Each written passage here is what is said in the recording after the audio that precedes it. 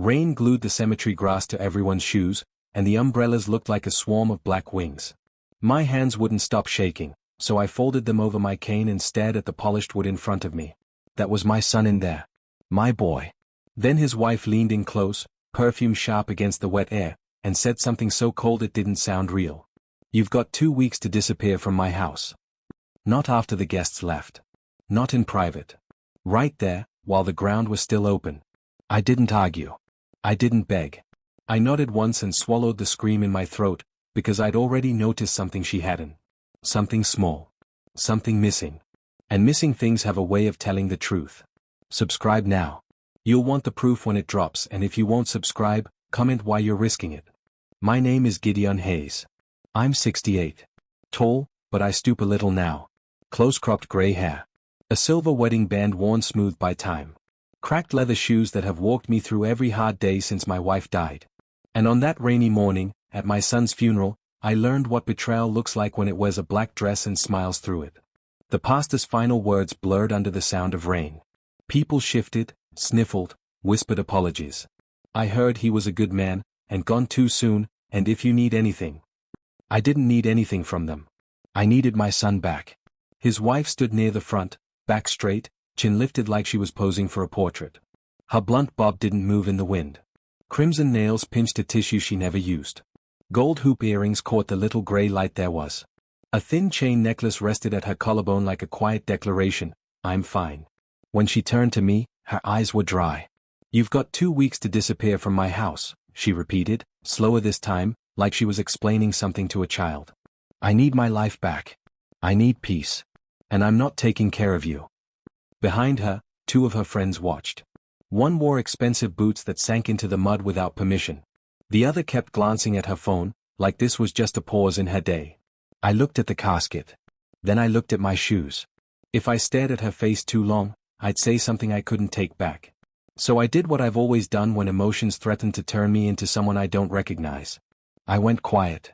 Okay, I said. Her shoulders loosened. Relief. She wanted a scene.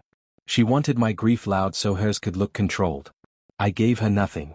She stepped back like she'd won, and for one brief second, she smiled. Not a full smile. Just the corner of her mouth, the kind people wear when they're sure they're untouchable. That's when I noticed it. My son's framed photo wasn't there. It had been on the stand by the guest book when the service started. Him in that faded green hoodie, one dimple showing, arm slung around my shoulder. I'd seen it when I arrived. Now it was gone. And I didn't ask where it went. Not yet. Because missing things tell you who's moving pieces when you're too broken to move them yourself. By the time the umbrellas began folding and people started to drift toward the parking lot, she was already directing traffic like a manager. Reception is at the house, she announced. Just follow me. The house. She said it like it was already hers. And everyone followed her like it was. I climbed into my old Honda, and her friend snapped a photo of my license plate.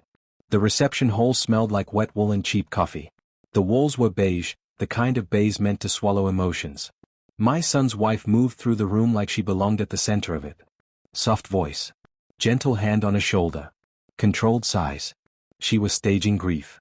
I sat in the corner in my navy suit, cane leaned against my knee, wedding band catching the overhead light every time my fingers twitched. I stared at the foam cup in my hands and let the noise wash over me. A woman I recognized from our street, Mrs. Calloway, approached with a sympathetic look. Oh, Gideon, she whispered. You must be devastated. I nodded. She lowered her voice even more. How are you going to manage now? That word again, wrapped in kindness like a trap. Before I could answer, my daughter-in-law appeared beside us. Perfect timing. She always had perfect timing. He's going to be okay, she said, smiling at Mrs. Calloway like this was a relief. We're making arrangements. I'm handling everything. Arrangements. She said it the way you say, I'm taking control. Mrs. Calloway glanced at me. That's good. At least you have her. My daughter-in-law touched my shoulder. Light pressure. Ownership without permission. 2 weeks, she murmured in my ear, still smiling for the room. I'm being generous, Gideon. Don't make me look like the villain. Then she stepped away and lifted her phone. I saw her thumb move, quick and practiced. A moment later, my own phone buzzed in my pocket. A message. From her. A photo attachment. I opened it. It was a printed schedule. Dates circled in red. A neat list of tasks like I was a tenant being rotated out of a rental property. 2 weeks. Under it, a line that turned my stomach cold. Lock change, Monday 9 a.m. She had already booked it. Before my son was even in the ground. I looked up across the room. She caught my eye and gave me a small, satisfied nod, like she'd just confirmed I was reading. That was the sharpest moment of the day. Not the funeral. Not the casket. Not the rain. The fact that she'd planned my disappearance with the same calm efficiency she used to plan open houses. When I stood to leave, she whispered, "Don't forget your deadline," like she was reminding me to take out the trash. The house felt wrong the moment I stepped inside. Not because it was empty. It wasn't. But because it had been edited. The porch light flickered the way it always had. The wind chimes my wife hung years ago still made that soft, uneven sound. The key still turned in the lock with the same stubborn click. But inside smelled like lemon cleaner and someone else's decisions. I walked into the living room and stopped. The mantel was bare. No family photos. No picture of my wife laughing with flour on her cheek. No childhood photo of my son holding a baseball glove bigger than his head. No framed drawing he made in second grade of our house with a crooked chimney. All gone. In their place, a glossy vase, a candle that smelled like money, and a large framed photo of my daughter-in-law in front of a sold sign, grin wide, hair perfect. My throat tightened. Grief is heavy. But erasure is heavier. I moved into the kitchen. The table was still there, scratched where my wife used to roll dough. But the little things were missing. The recipe card we kept on the fridge with a magnet shaped like Ohio. The handwritten note my son left me last year, "Dad, don't skip breakfast." Gone. Upstairs, the hallway felt narrower, like the walls were listening. I opened the closet in the spare room and saw it immediately. A red metal toolbox. Chipped paint. Heavy. Familiar. My son had used it when he helped me fix the back fence last summer. He'd left it here the last time he came over. I remembered because he wiped his hands on his jeans and said, "Dad, I'm leaving this here. Just in case." At the time, I thought he meant in case a hinge squeaked or a nail popped loose. Now, my fingers trembled as I pulled it forward. The latch squealed when I opened it. Metal smell. Old screws. A wrench. Tape. And beneath that, tucked flat like it had been placed with intention, an envelope. My name written on it in my son's handwriting. Not typed. Not printed. Written. The room went quiet in a way that made my ears ring. For a moment, I couldn't breathe. Because that envelope meant one thing. He expected this. I tore open the envelope and saw a key taped to a letter.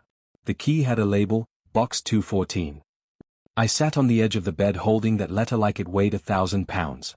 My son's handwriting was steady. The kind of steady you don't have unless you've made a decision. "Dad. If you're reading this, it means I'm not there to say it out loud. I'm sorry. I didn't tell her everything. I thought keeping peace was the right thing. It wasn't. Box 214 has the documents and the video. Show them only if she turns on you. Protect yourself. Protect what Mom built. Protect my name." My vision blurred. I wiped my eyes with the back of my hand, angry at myself for crying, angry at the world for making me cry in a room that no longer felt like mine. I stared at the key. Box 214. A bank. A lockbox room. Cold metal. Facts. Proof. I slid the letter back into the envelope and pressed it to my chest like it could keep my heart from breaking clean in half. Then I heard the front door open. No knock. No warning. Footsteps, crisp and confident, like the house was a stage and she owned the script. She appeared in the doorway, phone already raised, camera pointed at me before she even spoke. There it was. The move. The capture. She wanted footage of the confused old man, the grieving burden, the dependent father-in-law agreeing to leave. "Say it," she said softly, with that same smile she wore at the funeral. "Tell them you're moving out. Tell them you understand this is my house now." I looked at the phone lens. A cold anger rose in me, controlled and sharp. "Stop recording," I said. Her smile tightened. "I'm protecting myself." No. She was building a story. And I was the villain in it. I stood slowly, cane in hand, wedding band flashing as my fingers tightened. "You gave me 2 weeks, I said. "Fine." Her eyebrows lifted, pleased. "Good." I took one step toward her, then another, until I was close enough to smell her perfume again. Expensive. Clean. Unmoved by grief. But you don't get to film my surrender, I said. Her eyes narrowed. Or what? I didn't answer. Because the answer was in my pocket now. A key. And a truth she hadn't earned the right to hear yet. As she lowered her phone, she whispered, Monday at 9, the locks change. I didn't sleep. I sat at the kitchen table as dawn arrived, pale and cold, the kind of dawn that feels like a warning. My coffee went untouched. My cane leaned against the chair. My cracked shoes sat by the door, ready. I turned the key over and over in my fingers. Box 214. I could go to the bank right now, open it, see what my son left, and confront her before breakfast. Or I could do what she never expected from me. Wait. Not out of fear. Out of strategy. By noon, she was on the phone again, voice airy. Yes, Monday. He'll be out by then. He has to be. I heard her say it like she was scheduling a cleaning service. I walked past her without speaking. My silence irritated her. I saw it in the way her jaw tightened, in the way her crimson nails tapped against her phone. Don't act like a martyr, she snapped when she ended the call. You should be grateful I'm giving you time. Grateful. For being erased. I didn't answer. I grabbed my keys, picked up my cane, and left. She followed me to the porch. Where are you going? I turned back just enough to meet her eyes. To handle something you never thought to check, I said. Her face flickered. Confusion. Then annoyance. I climbed into my old Honda and drove to the bank, windshield wipers ticking like a countdown. Inside, the bank smelled like polished stone and quiet rules. A young clerk looked up as I approached the desk. Her eyes widened slightly, like she recognized me from a note or a file. Mr. Hayes, she said, voice careful. We've been expecting you. My stomach dropped. Expecting me? I hadn't called ahead. I hadn't told anyone. How? I managed. She glanced at the key in my hand, then back at my face. Box 214 is flagged, she said softly. For release only to you, or your attorney. My pulse hammered. My son didn't just leave a key. He set a trap. A careful one. I leaned in, lowering my voice. What's in it? She hesitated, then slid a form across the counter. You'll need to sign. And, there's also a message attached. From your son. My throat went tight again. Not grief this time. Purpose. Because whatever was waiting in that lockbox was built for this exact moment. And my daughter-in-law had no idea she was already losing. The clerk said, there's a recorded video message, sir. My hand hovered over the pen, and I realized Monday's lock change might never happen. The lockbox room was colder than the lobby, like the building kept its secrets on purpose. A steel door, a keypad, and silence so clean it made my thoughts loud. I followed the clerk down a narrow hall, my cane tapping softly, cracked leather shoes scuffing the tile. She stopped at a drawer wall and pulled a slim metal box. Box 214, she said, like it had a weight beyond its size. When she slid it into my hands, my fingers tightened around it. The silver wedding band on my left hand flashed under the fluorescent light, and for a second I saw my son's face the way he looked as a boy, proud of himself for keeping a promise. Inside the box were three things. A sealed envelope stamped by a county office. A small flash drive in a clear sleeve. And a folded paper with my son's handwriting across the top. Watch this first. I didn't open the stamped envelope yet. Not here. Not without counsel. My son said that for a reason. I sat at a little desk under a security camera and plugged the flash drive into the bank's viewing station. The screen went black for a moment, then my son appeared, sitting in the driver's seat of his truck, sunlight slanting across his face. Dad, he said, voice steady but tight, if you're watching this, she crossed a line. My throat burned. I kept my eyes on the screen. He spoke plainly. No drama. Just truth. He said he never owned the house the way she claimed. He said he set legal protections so I couldn't be forced out, even if someone tried to pressure me or paint me as confused. He said he saw the way she measured people by control, and he was ashamed he kept the peace too long. Then he added one sentence that made my blood run cold. And if she's telling people she has authority over my estate, check the accounts. The video ended. I stared at the blank screen until the clerk's voice pulled me back. Sir, are you all right? I stood slowly. I need my attorney. Outside, my phone felt heavy in my hand. I called Marisol Trent, the only lawyer I trusted to treat grief like a fact, not a weakness. When she answered, I said, Marisol, my son left a lockbox. There was a pause. Then she asked, what did he leave you, Gideon? I looked down at the stamped envelope. And for the first time since the funeral, I felt something stronger than sorrow. I felt direction. Marisol's next words were quiet. If this is recorded, we may need to act today. Marisol met me that afternoon in her office downtown.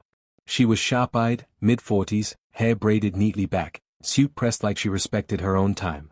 She didn't waste words. She read the counterstamped document twice, then once more slower. "This is enforceable," she said. "And it's clean." My daughter-in-law's story wasn't just wrong. It was reckless. Marisol explained the protections in plain language. My son had filed a legal occupancy right tied to the property. Not a favor. Not a handshake. A recorded fact. It meant I couldn't be removed by threats, timelines, or locksmith appointments. "He planned for manipulation," Marisol said, tapping the paper. "That's what this is." I swallowed hard. He shouldn't have had to. "No," she agreed. "But he knew who he married." Outside Marisol's office, the world kept moving. Cars. People. Normal life. My life had stopped 2 months ago, and somehow the city didn't care. Back at the house, my daughter-in-law was already escalating. She had her phone in her hand again. Always that phone. I heard her in the living room talking too brightly, like she was hosting. "Yes, come by Saturday," she said. "I want a few opinions. The place needs updates. A walkthrough. A performance. A stage full of witnesses." Marisol's gaze met mine. She understood without me saying it. "She's bringing people here to validate her story," Marisol said. "So we'll correct it in the same light." That night I stayed in my room and listened to her footsteps downstairs, the small sounds of her packing boxes, moving objects, rewriting the house room by room. The air smelled like lemon cleaner again. At midnight, my phone buzzed. A new message from her. A screenshot of a locksmith confirmation. Monday 9 a.m. Under it, 4 words. "Don't embarrass yourself." I stared at the screen until it dimmed. Then I typed one sentence back. "Cancel it." I watched the typing bubbles appear, then vanish. No reply. But I could feel the shift. Because silence doesn't scare bullies. Certainty does. Saturday's walkthrough suddenly wasn't about design anymore. It was about who would be humiliated in public. Saturday came fast. She wore another tailored black dress, different cut, same message. Blunt bob sharp as a blade. Crimson nails. Gold hoops. Thin chain necklace. Phone in hand, of course, like a weapon she could hide behind. 3 people followed her inside. 2 were her friends from the funeral. 1 was her broker, a man with expensive glasses and a smile that looked practiced. They walked through my home like it was already sold. "The bones are good," the broker said. "But the sentimental stuff has to go." Sentimental stuff. He meant my life. I stood near the doorway, cane steady, wedding band catching the light as I folded my hands. My cracked leather shoes were still damp from the rain outside. I wanted them to see that. I wanted them to know I hadn't changed a costume for this. My daughter-in-law turned to the group and spoke loudly, sweetly. 2 weeks, she said, laughing softly. "His moving out. I'm just trying to plan." Then Marisol stepped in. No raised voice. No drama. Just a folder in her hand. "Good afternoon," Marisol said. "I'm Marisol Trent, counsel for Mr. Hayes." The room quieted the way rooms do when consequences arrive. My daughter-in-law's smile twitched. "Why is a lawyer here?" Marisol didn't answer her question. She opened the folder and held up one page. "This is a recorded property filing," she said calmly. "It establishes Mr. Hayes' legal right to occupy this home." The broker leaned in, squinting. My daughter-in-law's face tightened. "That's not." Marisol lifted a second page. "And this is the notice you will receive today. You are not the owner. You cannot evict him. You cannot change the locks." Her phone rose in her hand, almost by instinct. Marisol's voice sharpened. "Do not record him." Silence. Then I spoke, and my own voice surprised me with how steady it sounded. "You gave me 2 weeks to disappear," I said. "So here's what you missed." I nodded at Marisol. She pulled out the flash drive and said, "There's also a video statement." My daughter-in-law's eyes widened. "From who?" I looked her straight in the face. "From my son." Subscribe right now. Missing this twist is a mistake. If you won't subscribe, say why in the comments. We played the video. My son's voice filled the living room, clear and firm. And when he said, "She crossed a line," the broker's expression changed. Not sympathy. Alarm. My daughter-in-law whispered, "Turn it off." Marisol didn't. The broker swallowed hard and said, "We need to talk about what you've been claiming." By Monday morning, the locksmith appointment was gone. So was my daughter-in-law's confidence. I didn't need gossip to know the story spread. I saw it in the way her friends stopped coming. I saw it in the way the broker stopped answering her calls in the living room and stepped outside to take them privately. I also saw it in the way she stopped holding her phone like a crown and started holding it like it might burn her. Marisol moved fast. Not loud. Fast. A formal notice. A cease and desist about defamation. A clear statement of occupancy rights. A request for an accounting of anything my daughter-in-law had touched financially after my son's death. That last part made her panic. She tried bargaining first. "I just need more time," she said, voice thin. "I can pay something. I can be respectful." Marisol answered before I could. "Respect is not retroactive."